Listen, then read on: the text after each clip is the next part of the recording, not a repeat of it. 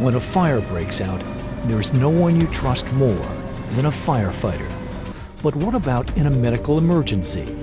Believe it or not, more than 70% of the calls firefighters respond to in the United States and Canada are medical emergencies. In a medical emergency, you dial 911. You expect help to arrive, and in most communities, it's a fire truck that's first on the scene. Contrary to popular belief, firefighters play a significant role in the emergency medical service system. Firefighters, trained as EMTs and paramedics, are often the first responders to any emergency in virtually every community. They respond to vehicle accidents, hazardous material calls, not just emergency medical calls. Their availability and expertise is critical in any emergency, whether it be fire or medical, when every second counts. Firefighters, cross-trained as EMTs and paramedics, deliver the same emergency medical services as single-role paramedics, assessing the patient's condition, identifying existing medical problems, administering state-of-the-art care, and often transporting them to the hospital. Firefighters get an additional training of between 1,200 to 1,800 hours on top of the fire training to become paramedics.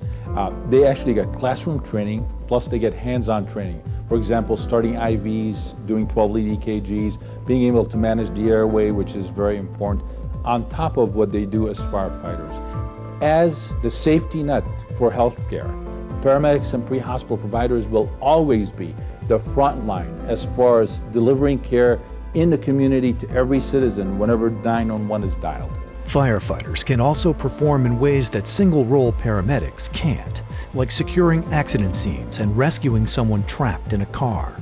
Firefighters that are cross-trained, unlike just straight paramedics, can do a lot of things. What they do is they handle the whole incident from A to Z.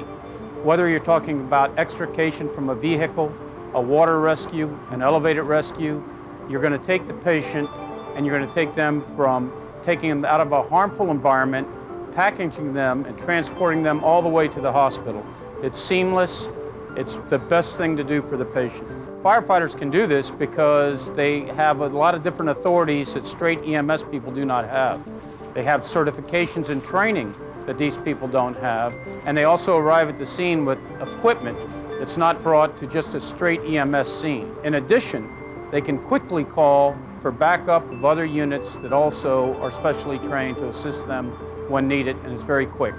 Because fire stations are strategically placed in communities, EMS-trained firefighters are the best option for rapid response emergency medical care.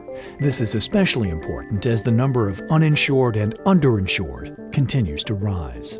Many people think that this is a new concept, that fire-based EMS or joint fire EMS is a new concept, when in actuality we've been doing it since 1912. It's not something new to us, we've been doing it for a long time, and it has proven its efficiency over time.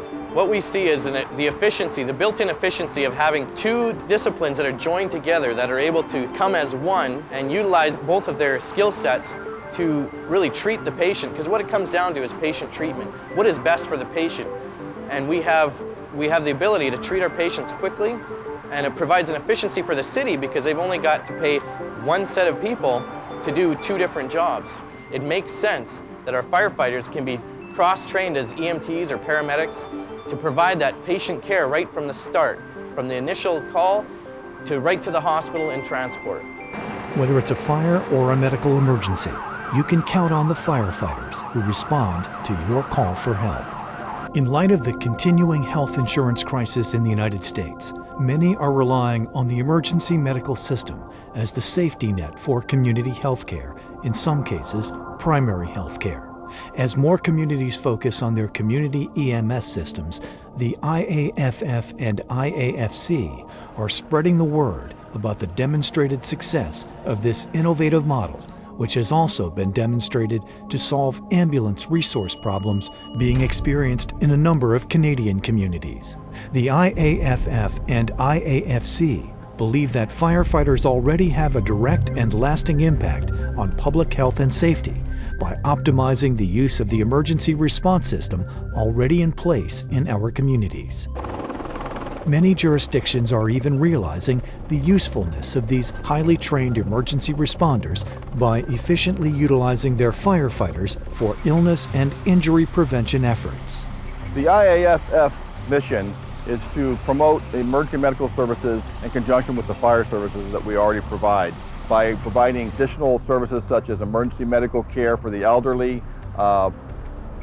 immunization programs for the young, drown-proofing programs, and just a natural extension of our community services in the communities that we already serve. Other programs that the IFF is supporting and encouraging our affiliates to provide in their communities also have to do with hypertension screening, high blood pressure for their community members, car seat programs that help parents place car seats in their cars to provide protection for their children. And with the elderly, we'll go to their homes and review their house for potential hazards, so there's less chance of slip and falls for them. So we try and reach all segments of the community that we work in and provide those type of additional services on top of basic fire and EMS. Firefighters know their community, they know their areas, they know their people, they know their homes, they know their houses, and it's just deliverance of medical care already spread out throughout your community. Today, firefighters already provide the first step in public health, social welfare. Why not just let them continue all the way through to the emergency room? In today's emergency medicine, time is critical for survivability in the treatment of heart attack, stroke, and trauma. Having fire stations deployed throughout the community provides for the quickest, rapid response and treatment and transport to an emergency room facility. As demand for medical services increases, firefighters are rising to the challenge. The emergency response system is already in place. The trained personnel are in the stations. It's time for community leaders to begin utilizing both of those assets efficiently and effectively to raise public health in their communities. In the future, fire-based EMS will continue to grow. Communities are already enjoying the efficiency of those systems throughout the country. One thing about us, we will go regardless of your ability to pay. We're going to be there when the bell hits, we're going to respond. In the future also, politicians and community leaders need to use these systems to provide the most efficient system they can to the taxpayers, which is fire-based EMS. Within my lifetime, I have seen paramedics and pre-hospital providers going from just basic EMTs to paramedics. Now paramedics can actually deliver drugs that we only used in the operating room to anesthetize and sedate patients before the airway is managed.